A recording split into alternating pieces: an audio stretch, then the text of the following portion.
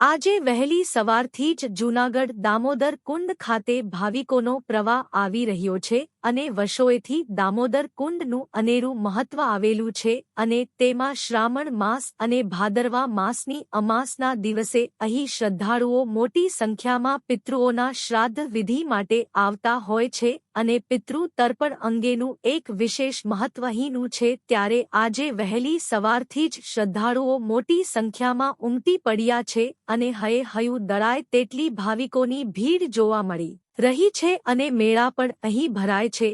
ત્યારે લાખોની જનમેદનીને ધ્યાનમાં રાખી આજે પોલીસે ચુસ્ત બંદોબસ્ત ગોઠવી દીધો છે અને કોઈ ટ્રાફિક જામ ન થાય તે માટેની વ્યવસ્થાઓ પણ ગોઠવવામાં આવી છે અને આજે શ્રાવણ માસનો અંતિમ દિવસે અને સોમવતી અમાસ પણ સાથે છે। ત્યારે ભાવિકો મોટી સંખ્યામાં દામોદર કુંડ આવી પિતૃ તર્પણ વિધિ વિધાન સાથે ગોર મહારાજ પાસે કરી પિતૃઓને પાણી પીપળે પાઈને ધન્યતા અનુભવી રહ્યા છે।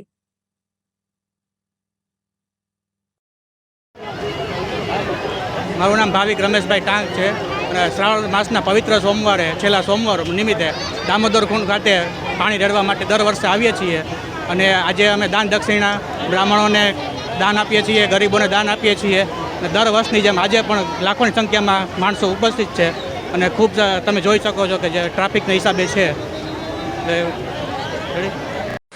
મારું નામ દીપુ વાચારા છે, હું જૂનાગઢથી જ આવું છું અને દામોદર કુંડે દર સોમવતી અમાસને દિવસે અમે અહીંયા દામોદર પાણી રેડવા માટે આવીએ છીએ।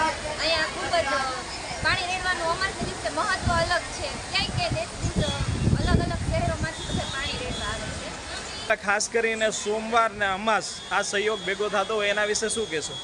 એના વિશે એ કહીશું કે એનું દાન પુણ્ય કરવું એ પણ એક અનેરો લાહવો છે અહીંયા।